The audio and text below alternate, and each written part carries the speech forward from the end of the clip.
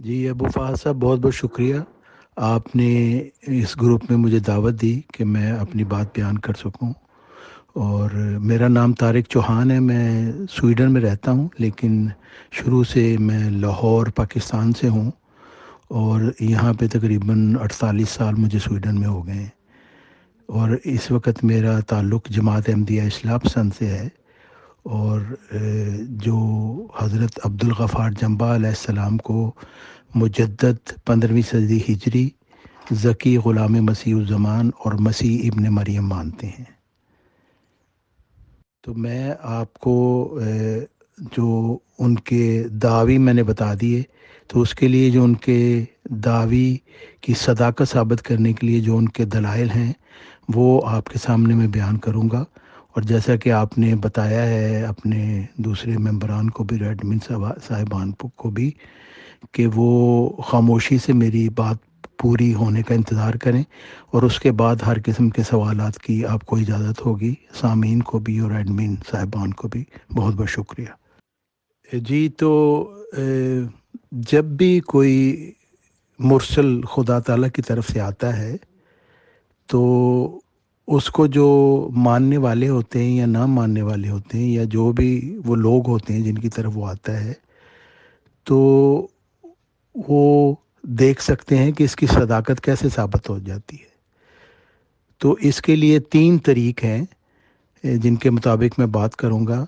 پہلا طریقہ یہ ہے کہ عقل سے دیکھنا چاہیے، یعنی عقلی دلائل سے، کہ جس وقت یہ خدا کا مرسل آیا ہے کہ عقل سلیم یہ گواہی دیتی ہے یا نہیں کہ اس وقت اس کے آنے کی کوئی ضرورت بھی تھی یا نہیں، اور انسانوں کی حالت موجودہ ایسا چاہتی تھی کہ ان میں کوئی مسئلہ پیدا ہو. یعنی کیا جس قوم کی طرف وہ مرسل آیا ہے اس کی حالت اس طرح کی تھی کہ وہ گمراہی کی طرف چلے گئے تھے. تو اگر ایسا ہے تو پھر ظاہر ہے کہ اس کی پھر ضرورت ثابت ہو جاتی ہے. دوسری بات جو ہمیں یہ دیکھنی ہے وہ یہ ہے کہ کیا یہ جو مرسل آیا ہے اس کے متعلق اس سے پہلے نبیوں کی کوئی پیش گوئی ہے یا نہیں، اور اگر پیش گوئی کو موجود ہو تو اس کو پیش کرنا چاہیے اور اس کے لحاظ سے دیکھنا چاہیے. اور تیسری جو بات ہے وہ یہ ہے کہ کیا یہ خدا کا جو مرسل ہے اس کے ساتھ کوئی نصرت الہی اور تائید آسمانی بھی ہے یا نہیں. تو یہ ان 3 اصولوں کے تحت میں آپ کو ثابت کروں گا کہ حضرت عبدالغفار جنبہ علیہ السلام کس طرح اپنے دعویٰ میں حق پر ہیں. اگر اس وقت ہم مسلمانوں کی عمومی حالت دیکھیں تو ہر شخص میرے ساتھ ایگری کرے گا، اتفاق کرے گا کہ مسلمانوں میں گمراہی پھیل چکی ہے، دنیا میں ذلت و رسوائی ان کا مقدر بن چکی ہے، اخلاقیات کا جنازہ نکل چکا ہے، دھوکہ دہی، رشوت، لاقانونیت، جنسی بے روی کے بازار گرم ہے، اور یہاں تک کہ لاش کو دفن کرنے کے بعد اس کا پہرا دینا پڑتا ہے، خصوصی طور پر اگر یہ لاش کسی عورت کی ہو، کیونکہ پھر عاشقان رسول ہونے کا دعوے دار قبروں سے لاشوں کو نکال کر ان سے بدفعلیاں کرتے ہیں. پیری فقیری کا کاروبار زوروں پر ہے، ہر شے میں ملاوٹ کرنا دھندے کا اصول بن چکا ہے، اور اس کے باوجود مسجدیں نمازیوں سے بھری ہوئی ہیں مگر توحید خالص سے خالی ہیں. اسلامی مدرسے لونڈے بازی کا گھر بن چکے ہیں اور بدفعلیاں اپنے عروج پر ہیں. حضرت خاتم النبیین صلی اللہ علیہ وسلم کی نام نہاد امت کی سب سے بڑی بدبختی یہ ہے کہ یہ لوگ اللہ تعالیٰ کے سب سے اعلیٰ انعام مکالمہ مخاطبہ الہیہ کا انکار کر چکے ہیں اور اس لیے روحانیت سے عاری ہو چکے ہیں. یہ کوئی عجیب بات نہیں ہے، بلکہ اس کی خبر حضرت محمد صلی اللہ علیہ وسلم نے پہلے سے ہی دے دی تھی. آپ نے فرمایا تھا کہ ایسا زمانہ آئے گا کہ نام کے سوا اسلام کا کچھ باقی نہیں رہے گا، الفاظ کے سوا قرآن کا کچھ باقی نہیں رہے گا، اور اس زمانے کے لوگوں کی مسجدیں بظاہر تو آباد نظر آئیں گی لیکن ہدایت سے خالی ہوں گی، اور ان کے علماء آسمان کے نیچے بسنے والی مخلوق میں سے بدترین مخلوق ہوں گے، اور ان میں سے ہی فتنے اٹھیں گے اور ان میں ہی لوٹ جائیں گے، یعنی تمام خرابیوں کا وہی سرچشمہ ہوں گے. جی حضرت محمد صلی اللہ علیہ وسلم نے یہ بھی فرمایا کہ یہودی 72 فرقوں میں تقسیم ہو گئے تھے، تو میری امت جو ہے وہ 73 فرقوں میں تقسیم ہو جائے گی، اور ایک فرقے کے سوا سب جہنم میں جائیں گے. اور صحابہ نے پوچھا کہ یہ ناجی فرقہ کون ہے، جنتی فرقہ؟ تو آپ نے فرمایا وہ جو میرے اور میرے صحابہ کی سنت پر عمل پیرا ہوگا. اور صحابہ کی سنت پر عمل پیرا ہونے سے یہی مراد ہے کہ جو حضرت محمد صلی اللہ علیہ وسلم کی عمل پر اور ان کے ارشادات پر عمل کرے گا. اور ظاہر ہے کہ حضرت محمد صلی اللہ علیہ وسلم نے تو فرمایا تھا کہ ہر صدی کے سر پر مجدد آئے گا جو دین کو تازہ بتازہ کرے گا، اور جو لوگ اس کا انکار کریں گے وہ پھر جنتی نہیں ہوں گے، وہ وہی ہوں گے جو جہنمی فرقے ہوں گے، اور اس کو ماننے والا پھر جنتی ہوگا. پھر 14ویں صدی میں حضرت محمد صلی اللہ علیہ وسلم کی پیشگوئیوں کے مطابق 14ویں صدی کے مجدد امام مہدی اور مسیح آخر الزمان اور خاتم الخلفاء حضرت مرزا غلام محمد علیہ السلام تشریف لائے. لیکن مسلمانوں کی اکثریت نے ان کا انکار کر کے مسلمان سارے کے سارے فاسقین میں شامل ہو گئے، کیونکہ اللہ تعالیٰ سورہ نور میں آیت 56 میں، جس کو ہم آیت استخلاف بھی کہتے ہیں، اس میں فرماتا ہے کہ من کفر بعد ذالک فاولئک هم الفاسقون، یعنی جو مجدد اور خلیفہ تو رسول کے آنے کے بعد اس کا انکار کرے گا، سارے کے سارے فاسقین ہوں گے. اور فاسق سے مراد ہے کہ وہ اللہ تعالیٰ اور اس کے رسول اکرم صلی اللہ علیہ وسلم کی تکذیب کرنے والے ہوں گے، کیونکہ وہ آیت استخلاف کی بھی تکذیب کریں گے اور رسول اکرم صلی اللہ علیہ وسلم کی حدیث مجددین کی بھی تکذیب کریں گے. پھر ان لوگوں نے جنہوں نے 14ویں صدی کے مجدد اور امام مہدی کو مانا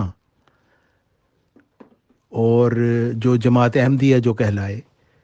وہ بھی پھر حضرت مرزا غلام محمد علیہ السلام کی تعلیم کو چھوڑ گئے. یعنی صریح طور پر جماعت مرزائیہ ہم اس کو اس لیے کہتے ہیں کہ یہ ان کا جماعت احمدیہ سے اب تعلق نہیں رہا، یہ مرزا خاندان کی گدی کے پیروکار بن چکے ہیں. اس لیے جماعت احمدیہ کہنا غلط بیان نہیں، ان کو یہ جماعت مرزائیہ کہنا ٹھیک ہے، کیونکہ یہ مرزا خاندان کی گدی بنا کے بیٹھے ہیں. ان کے خلیفوں نے حدیث مجددین کا صریح انکار کر دیا. مثلا مرزا طاہر صاحب نے خدا کی قسم کھا کر کہا کہ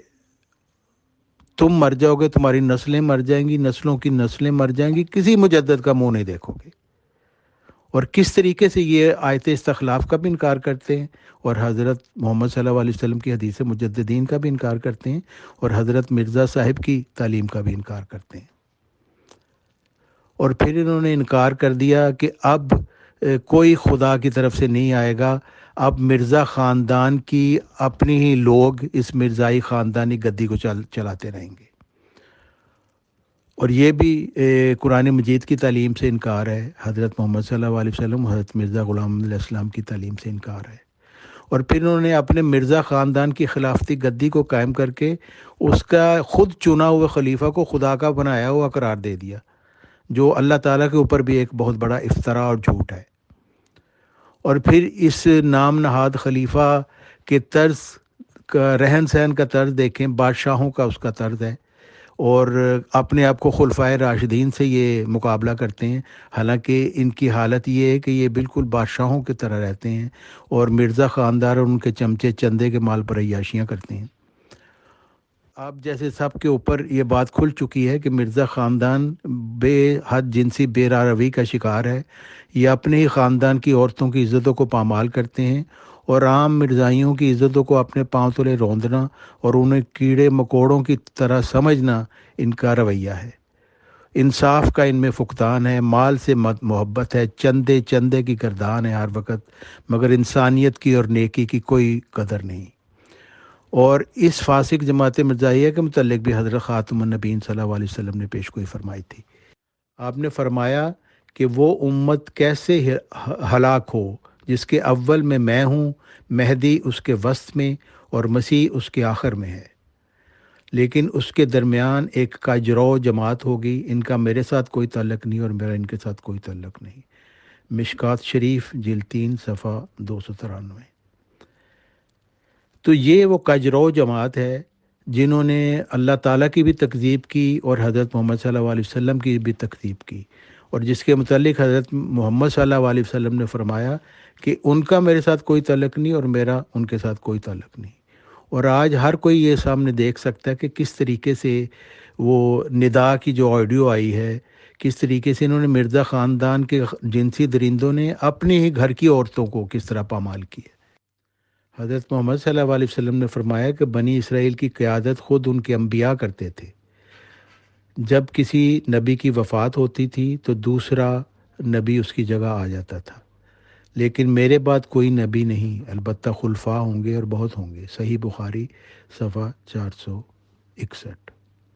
یعنی حضرت محمد صلی اللہ علیہ وسلم کے بعد کوئی شرعی نبی نہیں، بلکہ آیت استخلاف میں دیے گئے الہی وعدہ کے مطابق روحانی خلفاء یعنی مجددین کا سلسلہ قیامت تک کے لیے ہے، اور مجددین کا درجہ امتی نبی کا ہے۔ یعنی امتی نبی سے یہ مراد ہے، جیسا کہ سورہ نساء میں آیت 70 میں وعدہ دیا گیا ہے کہ اللہ اور رسول کی اطاعت کرنے والوں کو انعامات ملیں گے، جس میں نبوت پہلا انعام ہے، اور امتی نبی سے یہ مراد ہے کہ وہ مکالمہ مخاطبہ الہیہ کثرت سے اس کو ہوگا، ورنہ حضرت محمد صلی اللہ علیہ وسلم کے بعد اب شرعی نبوت بالکل بند ہو چکی ہے۔ حضرت محمد صلی اللہ علیہ وسلم آخری شرعی نبی ہیں اور قرآن مجید آخری شرعی کتاب ہے، کیونکہ امتی نبی جو ہوتا ہے وہ اللہ تعالیٰ سے روح القدس پا کر کھڑا ہوتا ہے، اور اسی لیے قرآن مجید کی سورہ نور کی آیت استخلاف میں مجددین کے منکر کو فاسق قرار دیا گیا ہے، یعنی اللہ اور رسول کی تکذیب کرنے والا۔ پھر حضرت مرزا غلام احمد علیہ السلام نے پیش گوئی کی کہ ذکی غلام کی 20 فروری 1886 کی، اور اسی میں یہی بتایا گیا ہے کہ وہ جب وہ آئے گا تو اس وقت کیا ہوگا، کس لیے آئے گا۔ جیسے اس پیش گوئی میں ہے کہ میں تجھے ایک رحمت کا نشان دیتا ہوں، اسی کے موافق جو تو نے مجھ سے مانگا۔ خدا نے یہ کہا تھا، وہ جو زندگی کے خواہاں ہیں موت کے پنجہ سے نجات پاویں، اور وہ جو قبروں میں دبے پڑے ہیں باہر آویں۔ یعنی اس وقت لوگ روحانی طور پر مردہ ہوں گے جب یہ خدا تعالیٰ کی طرف سے یہ ذکی غلام آئے گا۔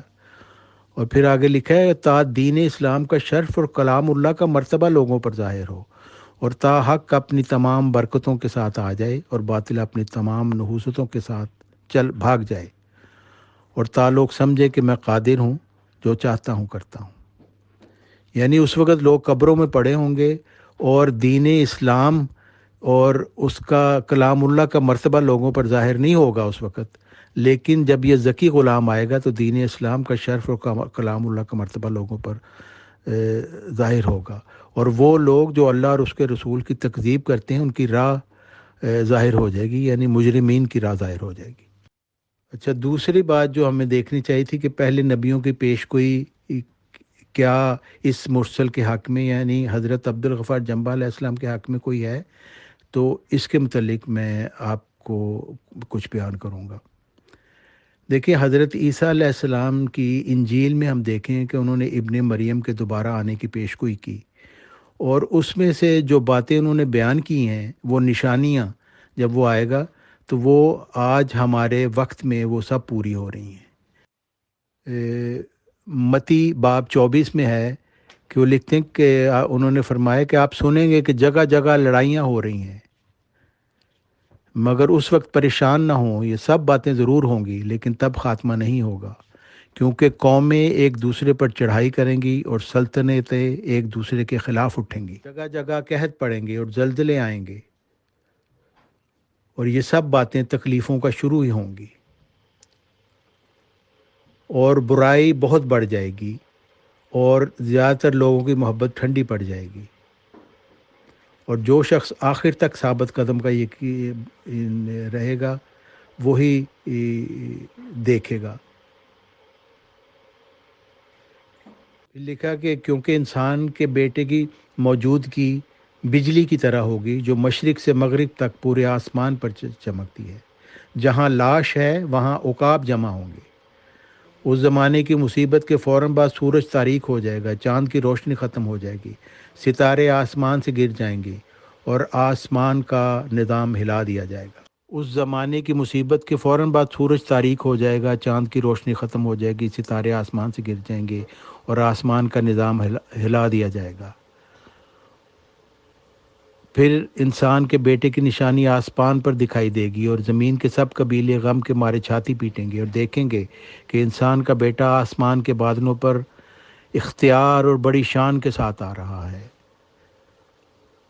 اور نرسنگے کی اونچی آواز کے ساتھ اپنے فرشتوں کو بھیجے گا، اور فرشتے اس کے چنے ہوئے لوگوں کو آسمان کے ایک سرے سے دوسرے سرے تک یعنی چاروں سمتوں سے جمع کریں گے۔ اور پھر لکھتے ہیں کہ ذرا انجیر کے درخت کی مثال لیں، جو ہی اس کی ڈالیاں نرم ہو جاتی ہیں ان پر پتے نکل آتے ہیں، آپ کو پتہ چل جاتا ہے کہ گرمی نزدیک ہے۔ اس طرح جب آپ یہ ساری باتیں دیکھیں گے تو جان لے کہ وہ نزدیک ہے، یعنی دروازے پر کھڑا ہے۔ میں آپ سے سچ کہتا ہوں کہ یہ پشت ہرگز ختم نہ ہوگی جب تک کہ یہ سب باتیں پوری نہ ہوں، چاہے آسمان اور زمین مٹ جائے، میری باتیں ہرگز نہ مٹیں گی۔ پھر قرآن مجید میں اللہ تعالیٰ نے ایک اصول کے طور پر بیان کر دیا کہ جب بھی خدا تعالیٰ کی طرف سے عذاب آتا ہے، جب کوئی مرسل آتا ہے تو اس کے بعد جو عذاب آتا ہے اس سے پہلے مرسل کا بھیجنا ضروری ہوتا ہے۔ یعنی اللہ تعالیٰ فرماتا ہے کہ ہم عذاب ہی نہیں بھیجتے جب تک کہ کوئی رسول نہ بھیج دے، جیسا کہ بنی اسرائیل، سورہ بنی اسرائیل میں ہے، وما کننا معذبین حتی نبعث رسولا، یعنی ہم ہرگز عذاب نہیں بھیجتے یہاں تک کہ کوئی رسول بھیج دیں اور حجت تمام کر دیں۔ اور حضرت مرزا غلام محمد علیہ السلام بھی فرماتے ہیں کہ رسولوں سے مراد وہ لوگ ہیں جو خدا تعالیٰ کی طرف سے بھیجے جاتے ہوں، خواہ وہ نبی ہوں یا رسول یا محدث اور مجدد ہوں، یعنی جو بھی خدا تعالیٰ کی طرف سے آتا ہے مامور ہو کر، اس سے وہ خدا کا رسول ہی ہوتا ہے۔ اور آج آپ دیکھیں کہ کس طریقے سے کرونا کا عذاب آیا، اور جنگوں کا عذاب ہے، زلزلے ہیں، سیلاب ہیں، طرح طرح کی مصیبتیں یہاں پہ آ رہی ہیں۔ تو وہ اسی وجہ سے ہے کہ لوگ جو خدا کے مرسل کا انکار کر رہے ہیں، جو حضرت عبدالغفار جنبہ علیہ السلام ہیں۔ پھر آیت استخلاف میں اللہ تعالیٰ نے وعدہ دیا ہے خلفاء کا، حضرت محمد صلی اللہ علیہ وسلم کے خلفاء کا، کیونکہ آیت استخلاف سورہ نور حضرت محمد صلی اللہ علیہ وسلم پر نازل ہوئی تھی۔ پھر حدیث مجددین ہے جس میں حضرت محمد صلی اللہ علیہ وسلم نے فرمایا کہ ہر صدی کے سر پر ایک مجدد اللہ تعالیٰ کی طرف سے مبعوث ہوگا جو دین کو تازہ بتازہ کر دے گا۔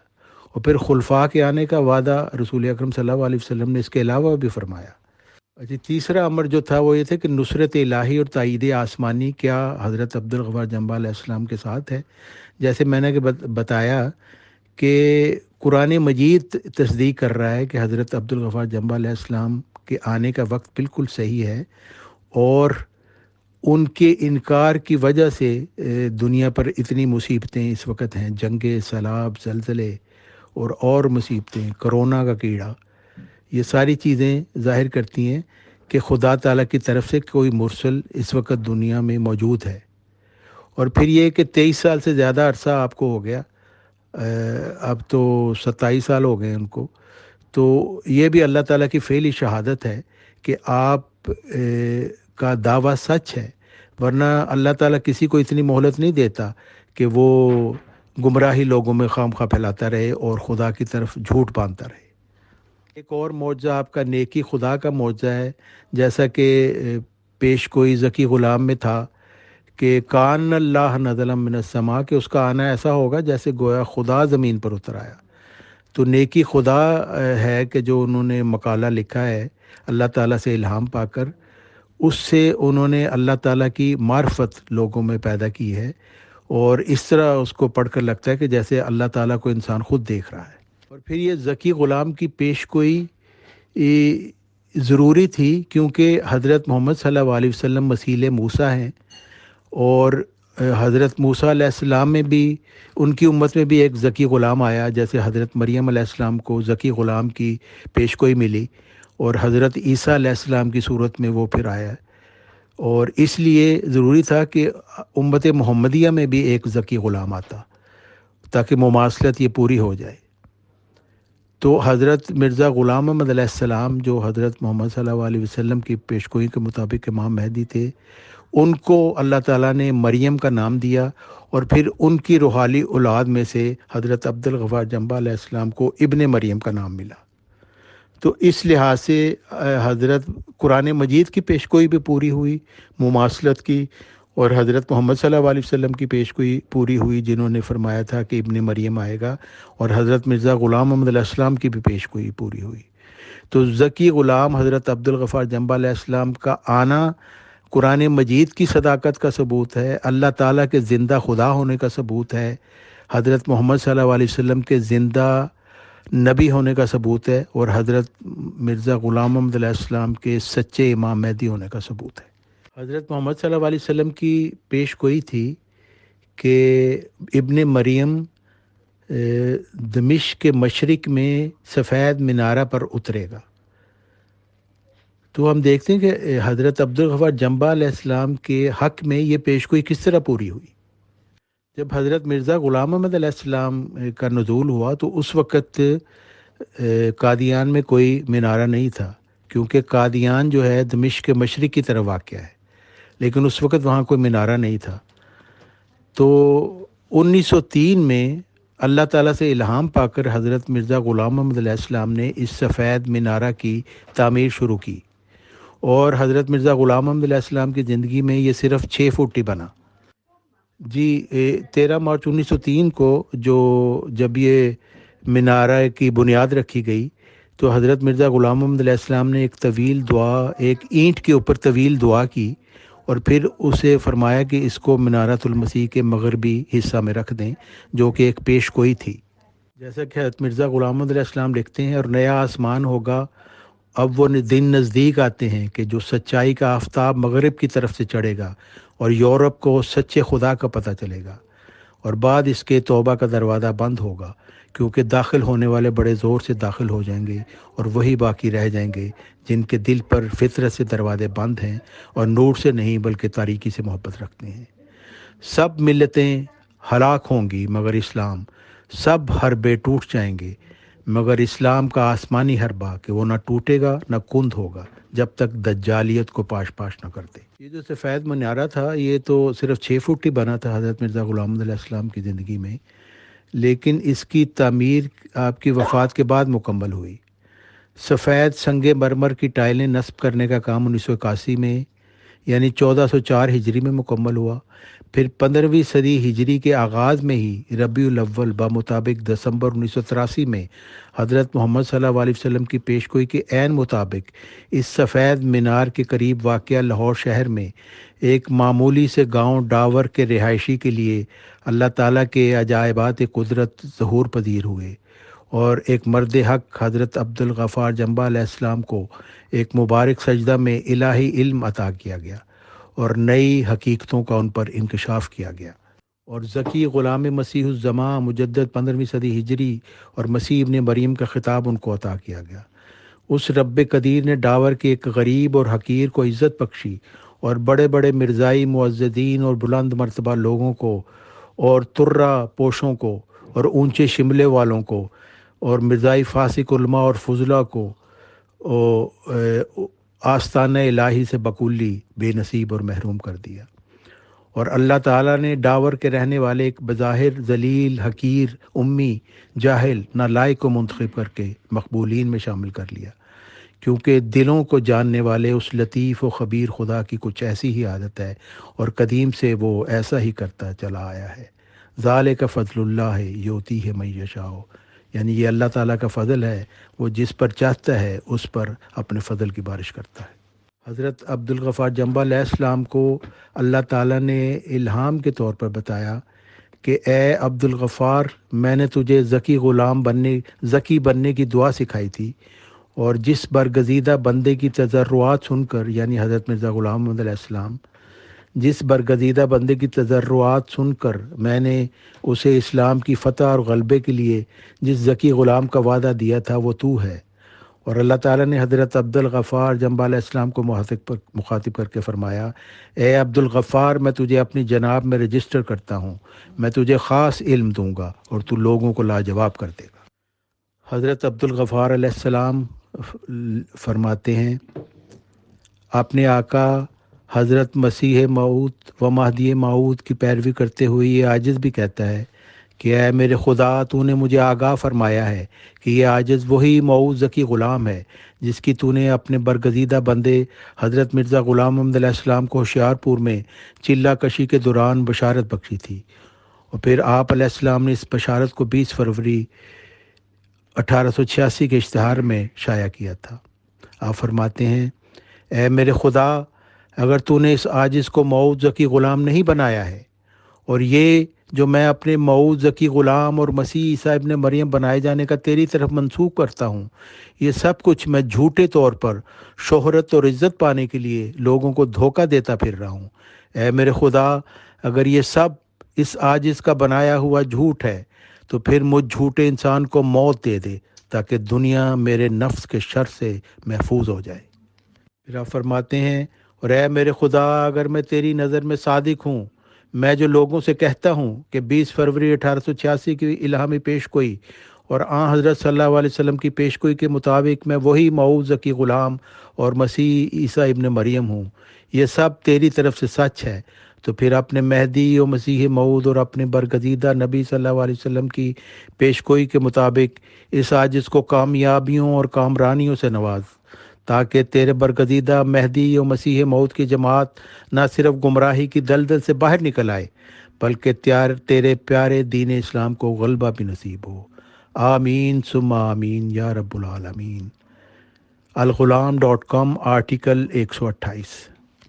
حضرت محمد صلی اللہ علیہ وسلم نے فرمایا کہ جو شخص بغیر امام کے مر گیا وہ جاہلیت کی موت مرے گا۔ تو اگر حضرت عبدالغفار جنبہ علیہ السلام جو اس وقت امام الوقت ہیں، ان کے انکار کرنے والے جاہلیت کی موت مریں گے، یہ حضرت محمد صلی اللہ علیہ وسلم کا ارشاد ہے۔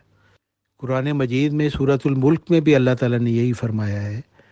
کہ جب وہ لوگ جن کو فرشتے جہنم کی طرف لے کے جائیں گے تو وہ اس وقت وہ جہنم کے چیخنے کی آواز سنیں گے، وہ جوش مار رہی ہوگی، اور جب اس میں کوئی گروہ جھونکا جائے گا تو داروغے ان سے پوچھیں گے کیا تمہارے پاس کوئی ڈرانے والا نہیں آیا تھا؟ وہ کہیں گے کیوں نہیں، ہمارے پاس ڈرانے والا ضرور آیا تھا، بس ہم نے اسے جھٹلا دیا اور ہم نے کہا اللہ نے کوئی چیز نہیں اتاری، تم محض بڑی گمراہی میں مبتلا ہو۔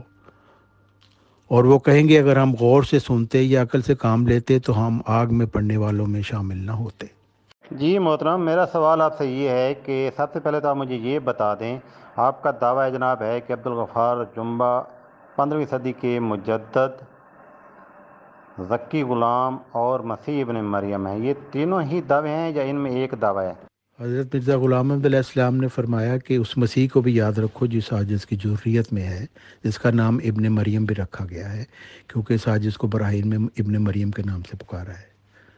اور پھر آپ لکھتے ہیں روحانی خزائن جلد 3 میں، بالآخر ہم یہ بھی ظاہر کرنا چاہتے ہیں کہ ہمیں اس سے انکار نہیں کہ ہمارے بعد کوئی اور بھی مسیح کا مثیل بن کر آوے، کیونکہ نبیوں کے مثیل دنیا میں ہوتے رہتے ہیں، بلکہ اللہ تعالیٰ نے ایک قطعی اور یقینی پیشگوئی میں میرے پر ظاہر رکھا ہے کہ میری ہی ذریت سے ایک شخص پیدا ہوگا جس کو کئی باتوں میں مسیح سے مشابہت ہوگی، وہ آسمان سے اترے گا اور زمین والوں کی راہ سیدھی کر دے گا، وہ اسیروں کو رستگاری بخشے گا اور ان کو جو شبہات کی زنجیروں میں مقید ہیں رہائی دے گا۔ فرزند دلبند گرامی ارجمند مظہر الحق والآلا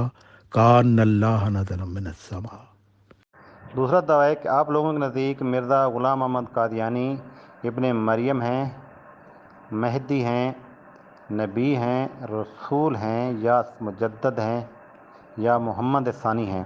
یعنی حیرانی کی بات ہے کہ میں نے اتنی لمبی پریزنٹیشن آپ پیش کی ہے تو آپ پوچھ رہے ہیں کہ ان کے دعوے کیا ہیں۔ میں نے تینوں دعوے یہاں پہ لکھے ہوئے ہیں، تینوں دعوے ان کے ہیں، اور حضرت مرزا غلام احمد علیہ السلام امام مہدی تھے، امتی نبی تھے، اور خاتم الخلفاء تھے، مجدد الف آخر تھے، اور امام مہدی تھے، اور 14ویں صدی کے مجدد تھے، تو یہ ساری چیزیں ان میں تھیں۔ جی نہیں جناب طارق چوہان صاحب، جب ہم ادیان کا مطالعہ کرتے ہیں، خاص طور پر ابراہیمی کا، تو اس وقت تو 3 ہی ادیان ابراہیمی ہونے کا دعوے دار ہیں بڑے جناب، جن میں جوش ہیں، کرسچنز ہیں، مسلم ہیں، اور کچھ چھوٹے دروز ہیں، بہائی بھی ہیں، اس کے بعد جناب یزدی بھی ہیں، یہ سارے ابراہمک دین ہی کلانے کے جناب ہیں دعوے دار، تو ایٹا کے مجوسی بھی ہیں، تو یہ سارے ہی کسی نہ کسی نظریے کے تحت یہ مسیح کے قائل ہیں۔ تو یہ دعویٰ تو غلط ہے کہ آپ صرف مسیح کہتے ہیں کہ جی ہمارے پاس ہی صرف عیسیٰ ہے، جی نہیں، ہر کسی کے پاس ہے۔ کیا امت محمدیہ مسیح کا انتظار نہیں کر رہی ہے؟ کیا جوش ابھی تک نہیں انتظار کر رہے ہیں؟ وہ جناب گولڈن جس گیٹ سے اس نے ان ہونا ہے اس گیٹ کا نام بھی انہوں نے گولڈن گیٹ رکھا ہوا ہے. چلو بہر کیا وہ چلتے ہیں. جی محترم، اس کا کیا میں جواب دوں. یہ ایک روحانی نام ہے ان کا. مطلب مریم سے وہ عورت تو نہیں بن گئے. آپ بات کو سمجھنے کی کوشش کریں.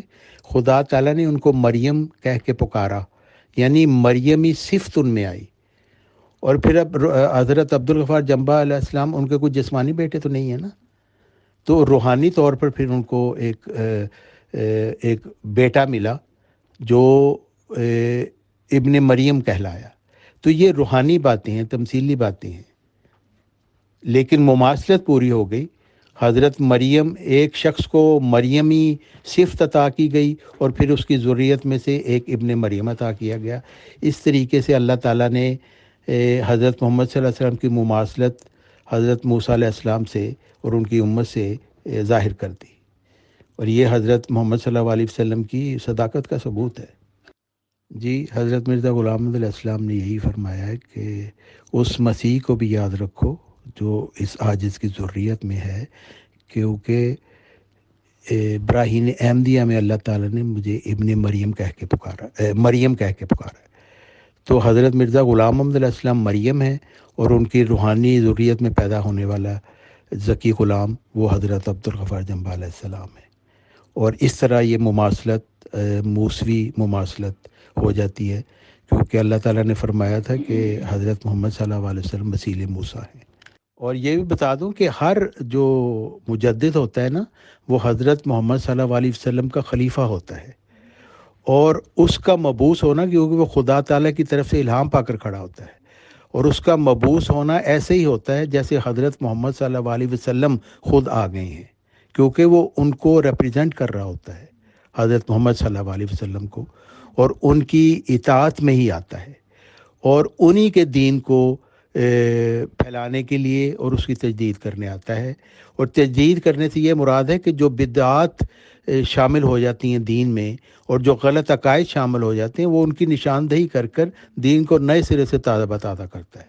مجدد کوئی نئی چیز پیش نہیں کرتا، بلکہ وہی دین جو قرآن مجید میں اللہ تعالیٰ نے بیان کیا اور جو حضرت محمد صلی اللہ علیہ وسلم نے اپنی احادیث اور سنت سے بیان کیا، وہی دین لے کے آتا ہے. لیکن چونکہ لوگ بھول جاتے ہوتے ہیں، اس لیے وہ باتیں جو لوگ بھول جاتے ہیں وہ ان کو دوبارہ یاد کرا دیتا ہے اور غلط عقائد کو دین میں سے نکال دیتا ہے. مطلب مجھے آپ یہ بتا دیں کہ آپ نے جناب ایک لی ہے جی ذکی غلام،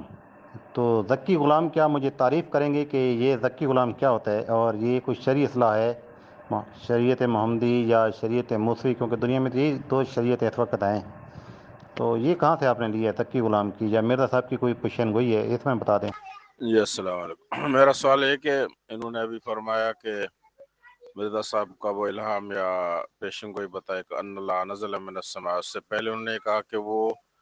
ذکی غلام مرزا صاحب کی اپنی ذریت میں سے ہوگا. تو جنبہ صاحب تو میرا خیال مرزا ذریت میں سے نہیں ہے، تو اس کا کیا ان کے پاس جواب ہے؟ شکریہ.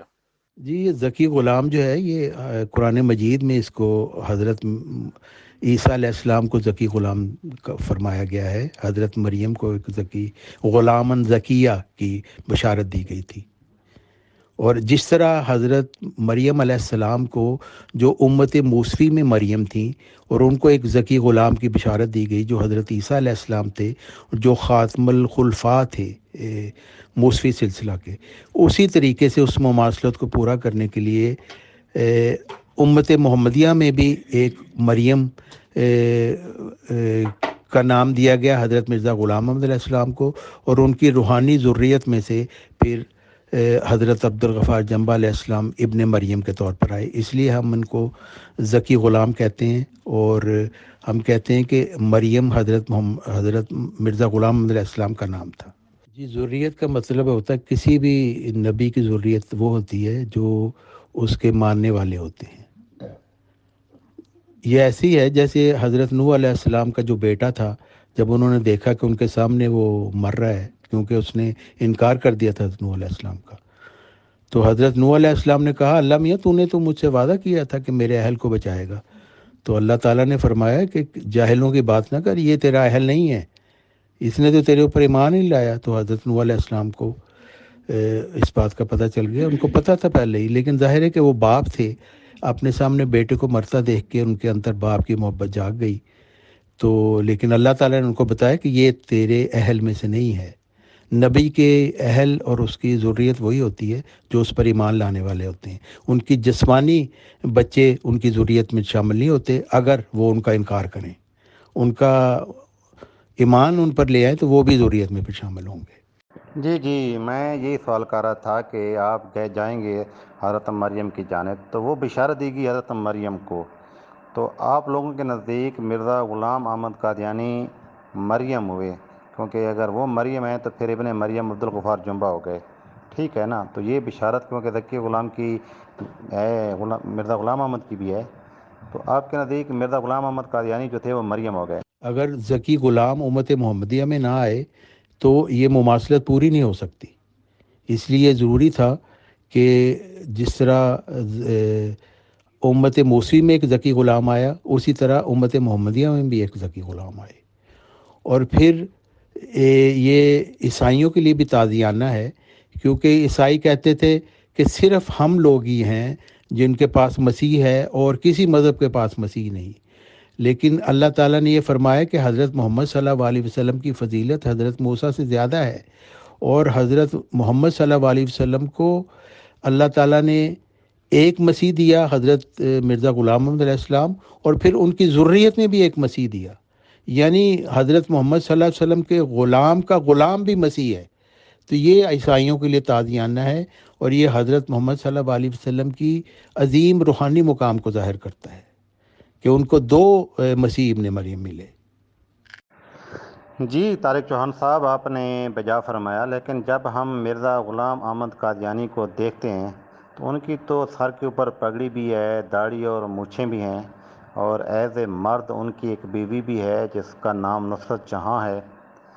تو ان سے ان کی آل اولاد بھی ہے. تو پھر مرزا غلام احمد قادیانی کو جناب مریم کیسے مانا جا سکتا ہے؟ طارق چوہان صاحب، مرزا صاحب نے ایک دعویٰ کیا، الہام بتایا ذکی غلام ہونے کا، مبارک، محمود اور بھی مختلف نام دیے ہیں ان کے. تو یہ جو دعویٰ انہوں نے کیا تھا، یہ دعویٰ کب کیا تھا؟ تو جو تھی محمدی بیگم، تو مرزا غلام احمد جو تھے انہوں نے محمدی بیگم کی پیشین گوئی ذکی غلام سے پہلے کی یا بعد میں کی؟ محمدی بیگم کی جو پیشین گوئی تھی وہ کہاں پہ کی؟ یہ ذکی غلام کی پیش گوئی 20 فروری 1886 کی ہے، چلہ ہوشیارپور میں انہوں نے ایک چلہ کاٹا تھا 40 دن کا. اس وقت اللہ تعالیٰ کی طرف سے یہ پیش گوئی دی گئی کہ ان کو ایک ذکی غلام ملے گا. تو یہ پیش گوئی 20 فروری 1886 کی ہے. محمدی بیگم کی پیش گوئی کی مجھے تاریخ تو اس وقت یاد نہیں ہے، لیکن میں نے ایک پروگرام اس کا متعلق کرنا ہے اگلے ہفتے، تو اس وقت میں ساری معلومات لے کے تو پھر بھیجوں گا، وہاں پہ بیان کروں گا. تو آپ بھی وہ پروگرام سن لیں، وہ پیور ڈسکشن گروپ میں ہوگا 26 مارچ کو وہ پروگرام. کیونکہ محمدی بیگم کو جب انہوں نے پیشے اپنا شادی کی آفر کی تو اس وقت مرزا صاحب کیونکہ زمیندار تو تھے ہی تھے، ان کی نبوت کی کیونکہ دکانداری بھی چل چکی تھی، تو انہوں نے پہلے وہ صاحب اولاد بھی تھے، تو انہوں نے ایک، جب کہ محمدی بیگم کے خاندان جو راضی نہیں تھا تو اس نے ایک چال کے طور پر بھی یہ دانہ پھینکا تھا کہ جی میری جو ساری جائیداد اور یہ جو گدی ہے اس کے سارے جو ہے نا وارث ذکی غلام بنے گا. کیا یہ سچ ہے یا نہیں ہے؟ جی محترم، جس طرح میں نے اوپر لگا بھی دیا ہے کہ مرزا غلام احمد کی جو پیشین گوئی تھی ایک سالے لڑکے کی، ذکی غلام کی، کہ وہ آسمان سے آئے گا تو یہ ہوگا برکت والا، سارا کچھ بھی ہے. تو عام طور پر مخالفین یہ الزام بھی لگاتے ہیں کہ یہ مرزا صاحب نے ذکی غلام والی جو پیشین گوئی کی تھی یہ محمدی بیگم کو چارہ ڈالنے کے لیے کی تھی. جی مخالفین یہ الزام لگاتے ہیں حضرت محمد صلی اللہ علیہ وسلم کے اوپر کہ انہوں نے حضرت زینب کو نہاتے ہوئے دیکھ لیا تھا اور ان کو پر عاشق ہو گئے تھے، اور پھر انہوں نے اس کے ساتھ شادی کرنے کے لیے خود ہی ایک آیت بھی بنا لی. تو مخالفین تو ایسی باتیں کرتے ہیں، تو ان کا ہم کیا کر سکتے ہیں؟ اس سے حضرت محمد صلی اللہ علیہ وسلم کی صداقت پر کوئی اثر نہیں پڑتا، اور حضرت مرزا غلام محمد علیہ السلام کی صداقت پر بھی کوئی اثر نہیں پڑتا. لیکن مخالفین ایسے ہی چسکے لیتے ہیں، تو ان کو لینے دے چسکے. جی مخالفین جو بھی الزام لگاتے رہیں، لیکن حقیقت تو یہ ہے کہ حضرت محمد مصطفیٰ صلی اللہ علیہ وسلم نے حضرت زینب کے ساتھ شادی کی، ٹھیک ہے، ہاں وہ یعنی کہ ناکام تو نہ ہوئے. تو اگر آپ چلو ٹھیک ہے جی، آپ کی یعنی کہ یہ بھی کہہ سکتے ہیں جناب کہ آپ نے دوسرا کیا، تو بشیر الدین محمود احمد جو تھا، کہ مرزا غلام احمد جو فوت ہوئے اور اس کے جناب جب تک عبدالغفار جمعہ نے دعوی مثل موعود کا نہیں کیا، اس کے درمیان میں جو آپ کے جو احمدی تھے، تو وہ ان کو کیا آپ تصور کرتے ہیں کہ وہ رائے حق پر تھے یا نہیں تھے؟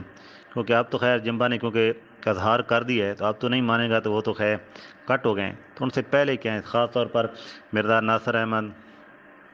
اور بشیر الدین محمود احمد اور حکیم نور الدین بھیروی، ان تینوں خلفاء کے بارے میں اصلاح جماعت جو ہے یہ کیا رکھتی ہے؟ کیونکہ غالباً اس وقت مرزا طاہر کی ہی زندگی میں جناب انہوں نے دعوی مسئلہ موعود کیا ہے ذکی غلام کا جمعہ نے. تو پہلے جو تین خلفاء تھے اس کے بارے میں آپ کا کیا خیال ہے؟ تو بشیر الدین محمود احمد جو تھے، جن کا خود یہ دعویٰ ذکی غلام مسئلہ موعود کا تھا، اس کو آپ کس نظریے سے دیکھتے ہیں؟ اس کا ثبوت یہ ہے کہ سب سے پہلی جو انہوں نے 1914 میں خلافت پر قبضہ کرنے کے بعد جو پہلی مجلس شورا کی، اس میں انہوں نے کسی اور شخص کو یہ مضمون پڑھنے کے لیے دیا کہ جس میں ثابت کیا گیا تھا کہ مرزا محمود صاحب بھی مسلم موعود ہیں. اور پھر مرزا محمود صاحب نے وہ مضمون اپنے رسالہ میں، جس کے وہ ایڈیٹر تھے تشہیر الاذہان، اس میں چھاپا بھی. یعنی وہ اس میں پوری طرح شامل تھے اور یہ اس پروپیگنڈا کرنے میں کہ وہی مسلم موعود ہیں. ہم یہ سمجھتے ہیں کہ مرزا بشیر الدین محمود صاحب کو اس پیش گوئی کی عظمت کی سمجھ ہی نہیں آئی. سب سے پہلے 1908 میں جب حضرت مرزا غلام محمد علیہ السلام کی وفات ہوئی تو بشیر الدین محمود صاحب نے ایک مضمون لکھا جو انوار العلوم جلد اول، اور جس کا عنوان ہے صادقوں کی روشنی کو کون دور کر سکتا ہے. اس میں انہوں نے لکھا، اس وقت بھی وہ ویب سائٹ پہ آپ دیکھ سکتے ہیں، انہوں نے لکھا کہ یہ جو حضرت مرزا صاحب کو وعدہ دیا گیا تھا ایک بیٹے کا، وہ ان کا جسمانی بیٹا نہیں تھا بلکہ وہ آئندہ کسی نسل میں پیدا ہوگا. لیکن 1914 میں جب انہوں نے چکر بازیاں کر کے خلافت پہ قبضہ کر لیا تو اس وقت انہوں نے اپنے آپ کو یہ ارادہ کر لیا تھا کہ مسلم موت کی پیش گوئی کو بھی میں مطلب دبوچوں گا. تو انہوں نے یہ کیا کہ اپنے مریدوں کو کہہ دیا کہ تم یہ پروپیگنڈا شروع کر دو کہ مرزا بشیر الدین محمود ہی مسلم موعود ہے. دوسرا اہم جو الزام ہے بشیر الدین محمود احمد کے اوپر لگتا ہے کہ بشیر الدین محمود احمد ایک زانی تھا، اور کیا کہتے ہیں، اور زانی بھی اتنا کہ اس نے اپنی ہی بیٹی کو بھی نہیں چھوڑا. اور خاص طور پر جو ہے کہ نور الدین بھیروی کے جو تھے صاحبزادگان، انہوں نے اس کے اوپر الزام لگایا کہ جی اس نے ان کے ساتھ بھی جناب یہ کیا ہے. تو ان کو بھی جناب کیا مفعول وہ بنا کر رکھا ہے، دونوں کو، عبد المنان کا بھی اور عبد الوہاب کا یہ رہا ہے دعویٰ. تو عبد الوہاب کا تو یہ بھی تھا کہ جناب اس کے ساتھ کیا کہتے ہیں، تو عبد الوہاب کے دور بھی بڑے سے الزام لگائے ہیں، حتیٰ کہ میں طاہر کے ساتھ بھی اس نے بولا ہے کہ جناب یہ میرے جسمانی تعلقات تھے، اور یہ خود بشیر الدین محمود اپنی آنکھوں کے سامنے جناب یہ کرواتا تھا.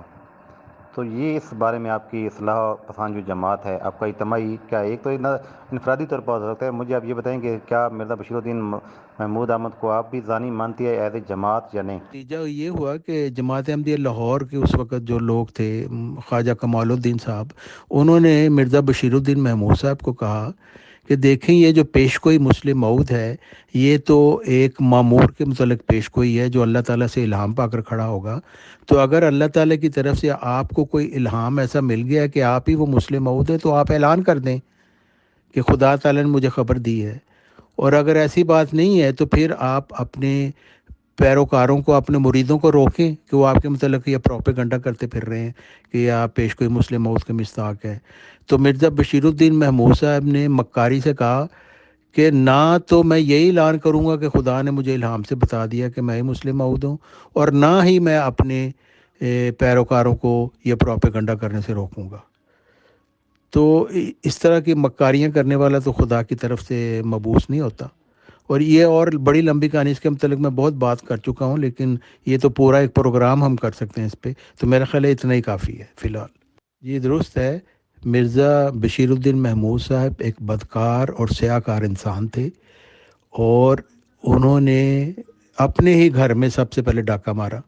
اپنی ماں بہنوں کی عزت لوٹنے والے وہ تھے، اور پھر کوئی بچہ اور کوئی بچی انہوں نے چھوڑی جماعت والوں کی، اور یہاں تک کہ ان کے سب سے بڑے جو قریبی دوست تھے، جو جامعہ احمدیہ کے پرنسپل بھی تھے، ان کی بیٹی کے اوپر بھی انہوں نے ہاتھ ڈالنے کی کوشش کی۔ تو پھر انہوں نے مقدمہ بھی کیا لاہور ہائی کورٹ میں، اور وہاں پہ انہوں نے بیان بھی دیا کہ یہ مرزا محمود ایک بدکار اور سیاہ کار ہے، اس نے ایک سوسائٹی بنائی ہوئی ہے جہاں کھلے عام زنا ہوتا ہے، اور یہ باتیں بھی میں بہت پہلے بیان کر چکا ہوں بڑی تفصیل سے۔ تو اگر آپ سمجھتے ہیں کہ اس کے متعلق بھی ہم ایک پروگرام کر لیں گے۔ نہیں محترم، چھوٹے چھوٹے جواب، اتنے کوئی سخت سوال بھی نہیں ہیں، چھوٹے چھوٹے ہیں جو عام طور پر سوالات ہیں جنتا کے، میں تو وہی رکھ رہا ہوں نا کہ جو آ رہے ہیں، ٹھیک ہے، کوئی لمبی چوڑی کیا کہتے ہیں کہ تفصیلی جو ہے انشاءاللہ پھر ایک دن بیٹھک رکھیں گے۔ ان کا نام تھا عبد الرحمن مصری، جو ان کے بڑے دوست اور قریبی تھے مرزا بشیر الدین محمود صاحب کے، انہوں نے یہ الزام لگایا اور پھر انہوں نے ان کو چھوڑ دیا تھا۔ جی محترم، آپ بالکل جناب ٹھیک جناب اس کو مانے آج جماعت مانتے ہیں۔ دیکھیے مرزا بشیر الدین کی جب ہم ان کے قریبی دوستوں کی گواہیاں پڑھتے ہیں، اس میں یہ دیکھتے ہیں کہ اس نے اپنی ہی بیٹی کے ساتھ لوگوں کے ساتھ بھی کرواتا رہا ہے، اور مصروفوں کو بھی جناب بلا کر لاتا رہا ایک گوری کو، اور اپنی بیٹیوں کو سامنے بٹھا کر وہ کرتا تھا کہ صرف ان کو سٹائل بتانے کے لیے، اور یہاں تک کہ جناب کیا کہتے ہیں کہ ان کے سرین کے نیچے سے قرآن پاک بھی رکھ دیا کرتا تھا۔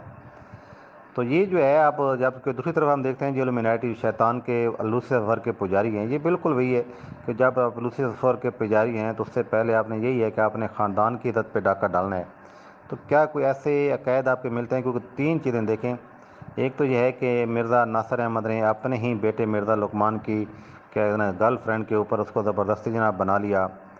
بیگم اپنی بنایا، اور پھر کیا کہتے ہیں کہ ہنی منو جاتے ہوئے کچھ تک کھاتے ہوئے وہ لڑک گیا۔ تو کیا آپ سمجھتے ہیں کہ جناب یہ جو فی الحال جو ہے امت مرزیہ جسے کہہ لیں کہ یہ جو گدی ہے یہ شیطان کے قبضے میں ہے؟ کچھ الومناٹی تحریکیں بھی یہ پیروکار ہیں، کیونکہ فی النداء النصر بھی آ گئی ہے، لقمان کا اور مرزا ناصر کا سارا دیکھیں، تو کیا جناب الومناٹی تحریک کا کوئی اثر ہے یا نہیں؟ جہنم کے لیے کس لیے پیدا کیا؟ اسی آیت میں اللہ تعالیٰ فرماتا ہے کہ اس لیے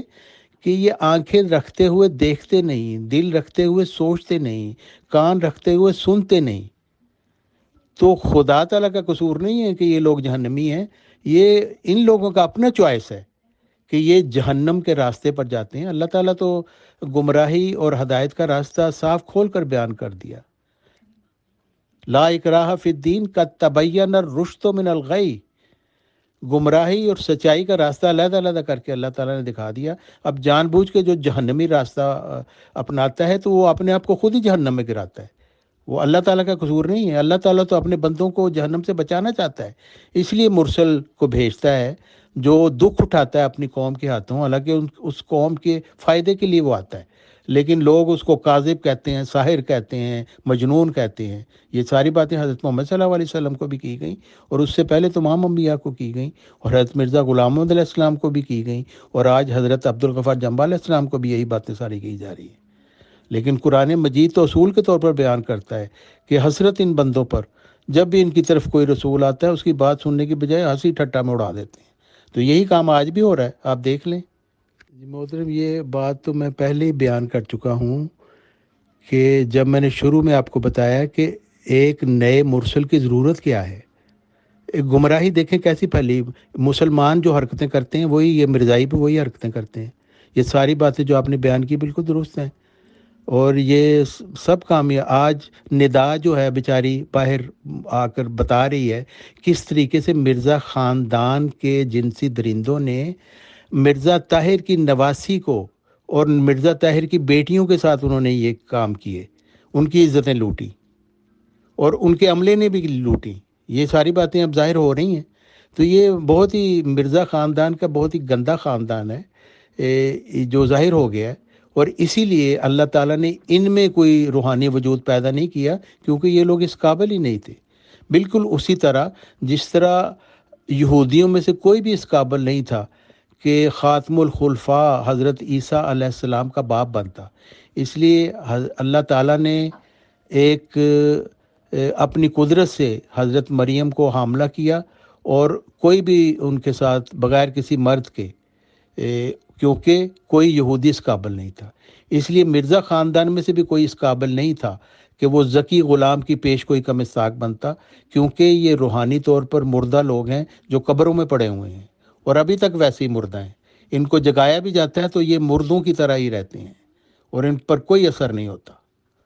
تو یہ ساری باتیں آپ بتا رہی ہیں، یہ میری بات کی تصدیق کرتی ہیں کہ یہ گمراہ شدہ قوم ہے، اس لیے ان کو ایک مرسل کی ضرورت تھی جو ان کو ہدایت کا پیغام ان کی طرف لے کے آتا۔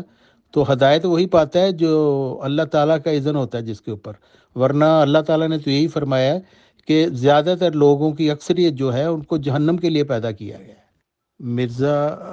حضرت مرزا غلام محمد علیہ السلام کو اللہ تعالیٰ نے پاک کر دیا تھا،